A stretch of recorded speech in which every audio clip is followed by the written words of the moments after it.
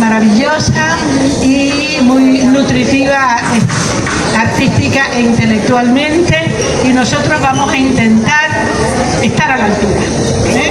Haremos el esfuerzo de estar a la altura. Cualquier cosa ustedes nos perdonan.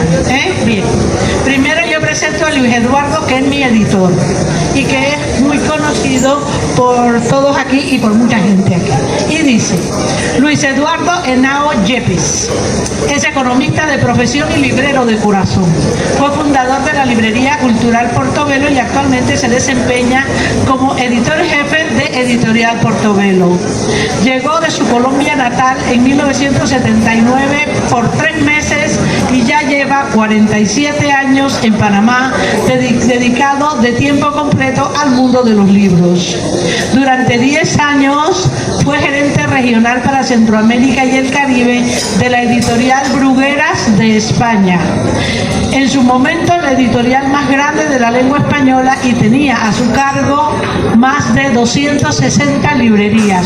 Luis Eduardo tenía más a su cargo como coordinador de todas estas aventuras librescas, tenía más de 260 librerías. En 1995 fundó con su esposa Zenaida la editorial Portobelo, la cual en 31 años ha publicado más de 1.700 títulos de autores nacionales de todas las áreas del conocimiento, con especial énfasis en ciencias sociales, derecho, literatura y temas académicos y profesionales. Con ustedes, Luis Eduardo Henao, que hablará de su experiencia como editor y si quiere hacer alguna acotación, algunos comentarios sobre su experiencia como mi editor de mi primer libro, del cual se publica ahora la segunda edición, que se llama Vivir del Cuento y son cuentos. Bien, Luis Eduardo, toma. Buenas tardes. Lamentablemente estamos constreñidos a un tiempo muy corto, de manera que haré una presentación telegráfica de mis viejas, pero muy viejas amigas, dejando muchas ideas y anécdotas para la presentación posterior de los libros. Delia o Amparo, ya no sé cómo decirle, la conocí hace muchos años en su época de farándula y teatro. La librería fue un punto de encuentro con su personalidad extrovertida, alegre y bulliciosa, que nunca ha abandonado y espero que no la pierda nunca. Martica, igualmente la conocí como compañera de mi amigo venezolano, el arquitecto Antonio Pérez, y la he aprendido a querer por su manera de ser y su calidez humana. Más aún, fueron muchas las veces que con sus conocimientos me ayudaron a mejorar proyectos editoriales y procesos. Bueno, hablemos un poco de sus libros, porque como lo prometí, va a ser una cuestión de pocas palabras. El libro de Delia, Vivir del Cuento, confieso que después de publicar varias decenas de libros de cuentos costumbristas panameños, lo puedo catalogar como el más increíble recuento de locuras y travesuras que se puedan ocurrir en un pequeño pueblo interiorano, salpicado de un humor y una picardía pocas veces conocida. Lo más interesante del libro es sin duda que la autora se ha metido en sus cuentos, sin robarse el protagonismo, sino siendo parte de los mismos. Usualmente estos libros de cuentos interioranos narran sucesos, anécdotas, personajes locales, picardías que todo el pueblo conocía, pero como testigo o como narrador de cuentos oídos en las tertulias bajo el palo del mango. El de Amparo es una nueva manera de narrarlas, metiéndose en la trama y formando parte importante de sus acaeceres, porque fueron sucesos que ella vivió en carne propia o fue testigo presencial de los mismos. En cuanto al libro La gramática de la vida cotidiana, es otro cuento. Se han juntado Delia y Martica, unas estudiosas del idioma castellano, Delia aprendiendo con amor en las mejores universidades españolas y luego aplicada durante decenas y décadas con sus estudiantes en la universidad, con otra especialista que dedicó gran parte de su vida a la corrección de textos en el órgano judicial y a la búsqueda de la perfección en la redacción de leyes que nos gobiernan. De esta unión, órgano legislativo, ella tuvo la asamblea. De esta unión salió este precioso libro que tiene una misión casi imposible: volver a hacer que los lectores entren en el antiguo camino de la calidad en la escritura y, por qué no, en el hablar del diario vivir. Es lamentable decirlo, pero creo que después de más de 1.700 libros publicados en nuestra editorial en más de 35 años de leer autores nacionales, puedo afirmar sin sonrojo que es triste ver el nivel de vocabulario, de técnica, de desarrollo de ideas de muchos de los proyectos puestos en nuestras manos. Incluso personajes con doctorados que se glorían en los medios de comunicación de conocedores y cultos, pero que al enfrentarse a una hoja de papel la llenan de repeticiones, de muletillas, de mal uso de los verbos, de desorden completo en las frases, donde no saben en qué lugar deben colocar las diferentes partes de una frase. Recuerdo cuando en mi bachillerato tuve 2 años de una materia que se llamaba castellano, donde nos enseñaban sintaxis, prosodia, preceptiva y otras hierbas que ya no recuerdo, que fueron la base para hablar correctamente y escribir dignamente. Si bien es una lucha compleja y llena de dificultades, me gustaría que este libro fuera tomado como guía escolar y universitaria para podernos gloriar de ser en nuestro querido país algún día que hablaremos un buen castellano. Lo prometido es deuda, corto y los dejo ahí, porque si no, no compran los libros. Feliz tarde.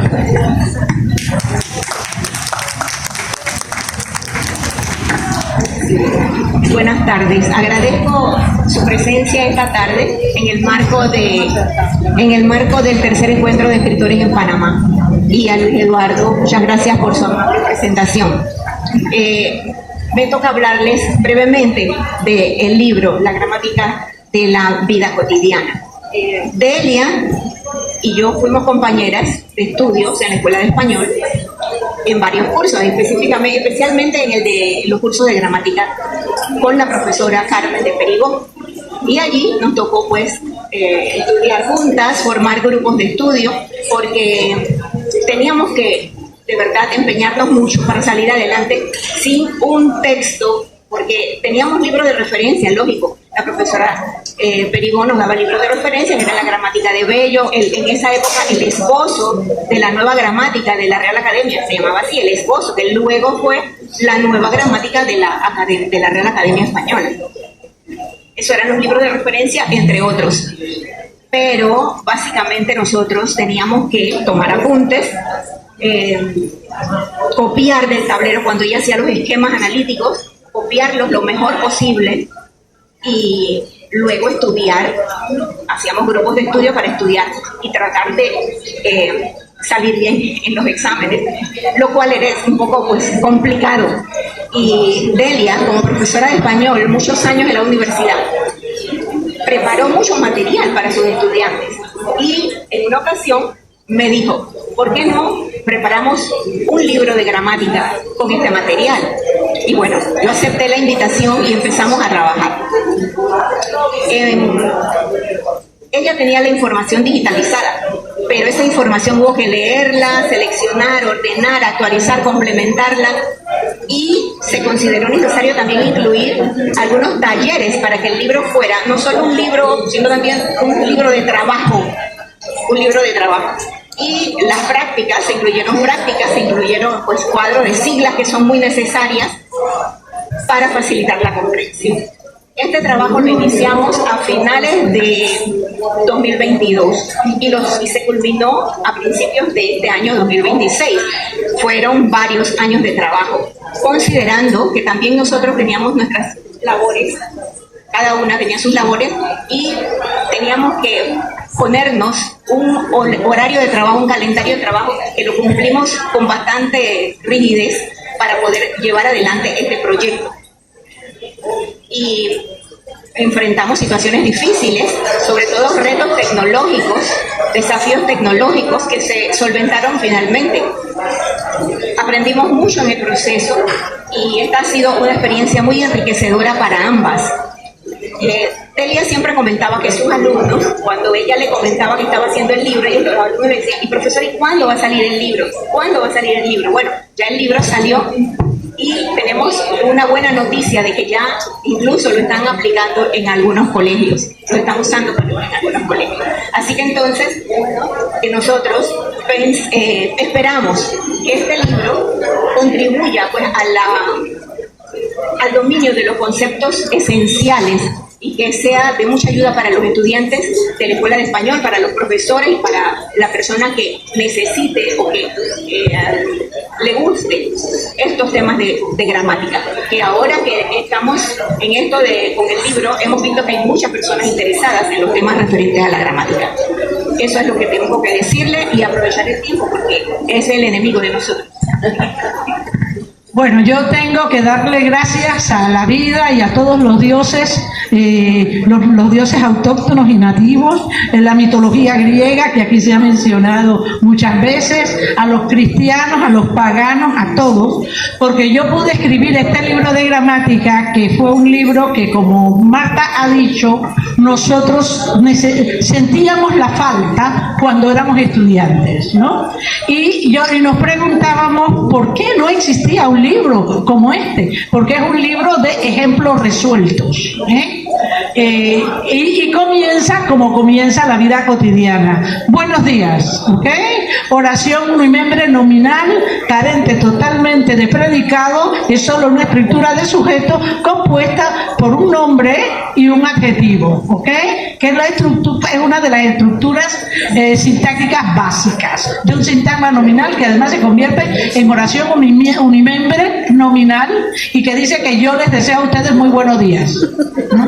Porque la lingüística y la gramática tiene un factor que se llama economía lingüística, ¿no?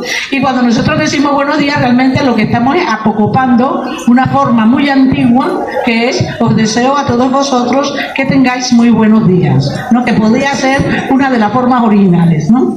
Lo mismo que cuando decimos adiós, os dejo con Dios, quedad con Dios, a Dios os encomiendo, y todavía en el interior, en los pueblitos esos lindos que tenemos, se dicen con Dios, que es quedar con Dios, ¿eh?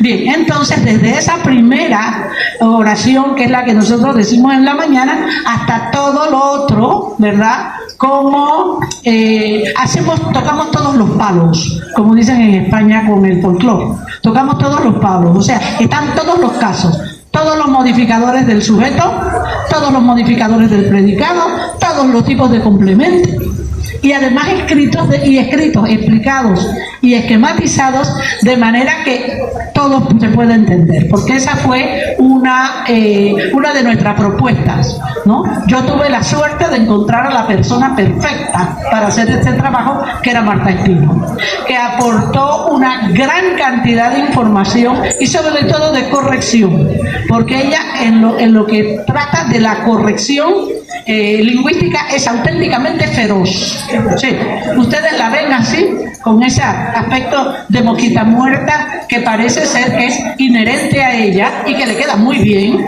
¿no? Yo no podría hacerlo, me vería, qué sé yo, imposible, imposible de asumirlo, así que eso le toca a ella, ser dulcecita, pero a la hora de corregir es implacable. Bien, entonces esto aportó mucho material. Tuvimos un tiempo, contamos con la asesoría de Margarita, a la que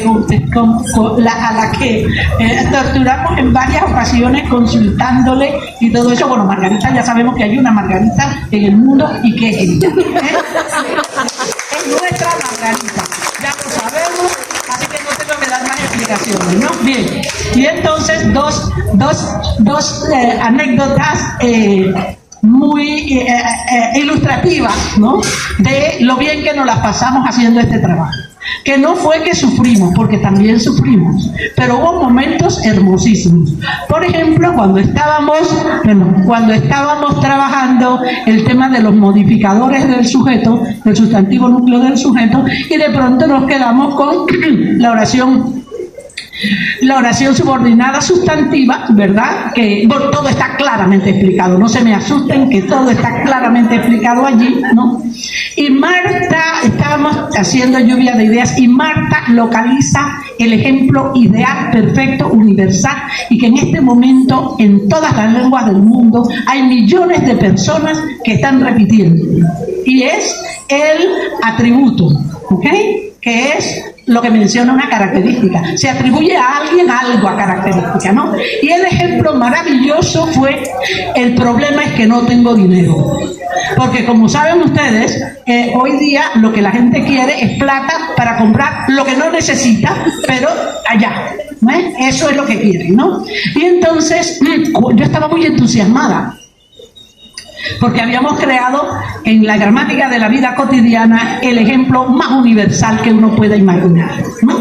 Y entonces estaba entusiasmadísima con eso, ¿no? Marta lo había encontrado, ya lo habíamos resuelto y todo, y en ese tiempo, conversando con Margarita, yo le transmito estábamos en otras cosas, pero yo decido transmitirle el entusiasmo de lo que habíamos encontrado.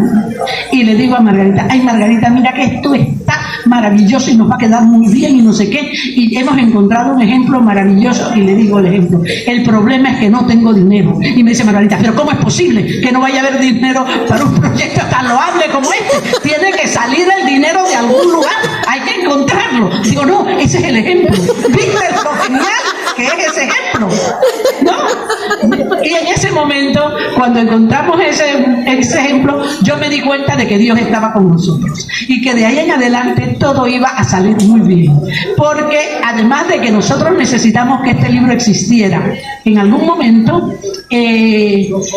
mis estudiantes también lo necesitaron y sentían y necesitaban que existiera, porque ellos me iban a hacer muchas consultas sobre gramática, sobre todo porque se preocupaban por sus propios alumnos. Y por eso para nosotros ha sido una excelente noticia enterarnos hoy de que hay un exalumno mío que está utilizando el libro como el libro de texto con sus estudiantes en el colegio donde da clases, que ese es uno de nuestros sueños, ¿no? Entonces, los estudiantes iban a pedirme explicaciones sobre gramática, ¿no? Porque la explicación de la gramática, que eso es un proceso histórico del que nadie es culpable y todos hemos sido víctimas, ¿no? Es que hay por ahí un papiro, que ahora mismo no puedo ubicarlo exactamente, ¿no? Hay un papiro en algún lugar donde un estudiante de jeroglífico, un papiro en Egipto, sí, un estudiante de jeroglífico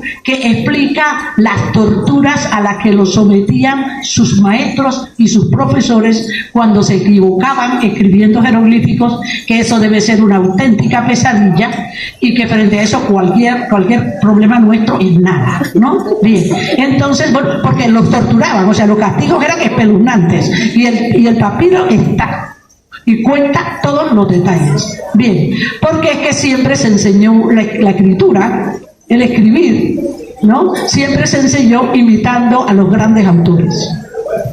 Y eso definitivamente tuvo que cambiar. De hecho, en los años 60 del siglo pasado ya debió haber cambiado con Noam Chomsky, ¿verdad? El matemático ese que derivió en lingüística y que ahora está muy embolatado en unas fotos con Jeffrey Epstein y esa cosa histórica, porque Jeffrey Epstein no desaprovechaba nada ni a nadie, y lo sacó ahí a Noam Chomsky, que además es anti-Trump y es además anticapitalista, así que imagínense el escándalo, ¿no? Bien, porque él descubre algo en la lengua, él pasa de las matemáticas a la lingüística y a la gramática y crea algo que se llama gramática generativa transformacional, que además ha estado en la base de la GPT, ¿no?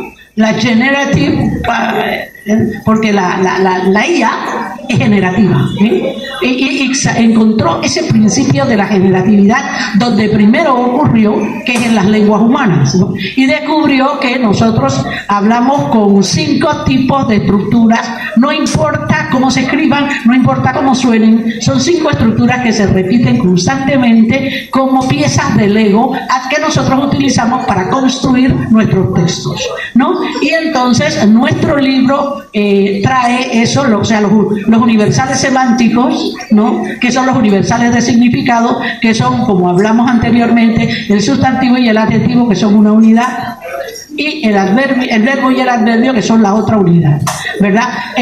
La primera estructura habla de alguien y sus características, o algo y sus características, y la segunda estructura habla de que ocurre algo o alguien realiza algo en determinadas circunstancias. Ya, punto. Y lo demás son los nexos, que los nexos son todas estas partículas, el artículo, las preposiciones, los posesivos, todo lo que se llaman como determinantes, ¿no? Que son los nexos, ¿no? Y los comunicadores, los enlaces lingüísticos, que son como partículas que no tienen significado en sí, pero que se insertan entre otras palabras y adquieren significado, ¿no? Acrecentan la cantidad y la calidad de significado que uno quiere expresar. Y punto. No importa cómo se escriban, con qué tipo de alfabeto, que en la India hay como 200, ¿no? Pero que todos son derivados del indoeuropeo, dice. Las lenguas esas todas son derivadas del indoeuropeo. 200 alfabetos distintos, igual. Ellos tienen las mismas estructuras, son los universales semánticos, ¿no? Bien. Y entonces, bueno, los estudiantes me iban a preguntar y yo les explicaba. Y me decían, pero ¿por qué usted no da las clases de gramática? Y yo les decía, porque yo soy de literatura, gracias a Dios, ¿no? Entonces después me decían, y entonces, profesora, ¿por qué usted no escribe un libro? Aquí está. Por eso es que dice Marta, que me correteaban y me andaban pidiendo el libro. Y gracias a Dios yo me encontré la persona perfecta para hacerlo y aquí está. Ahora, en cuanto a vivir del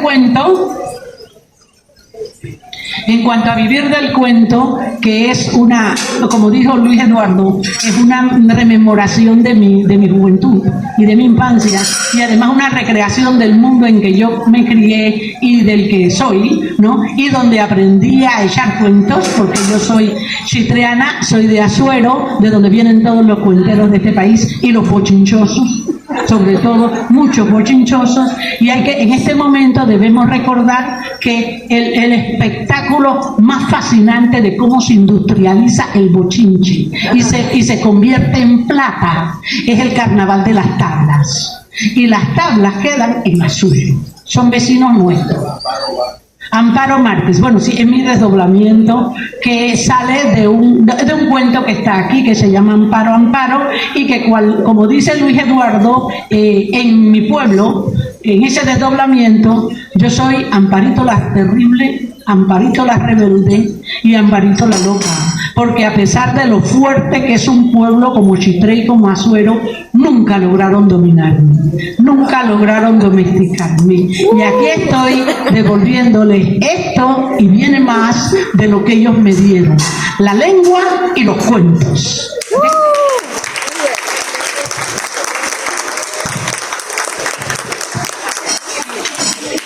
Ajá, a ver, si ese, bueno, veamos, sí, ya. Monadas de Cuchumbimbe. Aquí estoy yo. Para Jorge, a quien tanto le divierte esta historia, porque hay un amigo mío que se llama Jorge, ¿no? Y que cada vez que yo contaba este texto como anécdota, se iba al piso de la sala. Así que se merece que se lo dedique, ¿ok? Dice: esa mañana de sábado me habían enviado a casa de Nito. Tenía que buscar el vestido de chifón rojo, verdadera obra exquisita que mi hermana mayor luciría en la fiesta de esa noche. Nito era, y creo todavía es, la mejor modista del pueblo. Es uno de esos milagros del arte que no tienen ninguna explicación, y Nina todavía conserva el modelo hecho hace más de medio siglo, que aparecería después en versión muy desmejorada, lo juro, como una de las creaciones originales de la princesa Estefanía en su efímera ocurrencia de diseñadora vanguardista. Había llegado algo temprano a casa de Nito y el vestido todavía no estaba. Atendían unos últimos detalles a la maravilla mientras yo esperaba, sentada en una banqueta en el portal de la casa.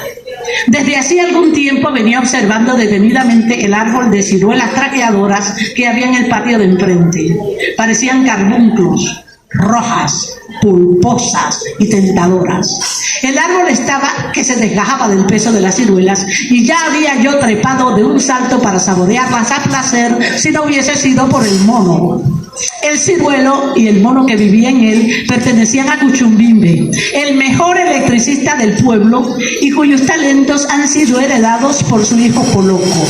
El problema es que a ambos le ha gustado siempre mucho el trago, y cunde el rumor de que el talento electrónico compartido obedece más que a una auténtica vocación tecnológica a la suma de ambos elementos frenéticos cuya combinación puede dar resultados impredecibles.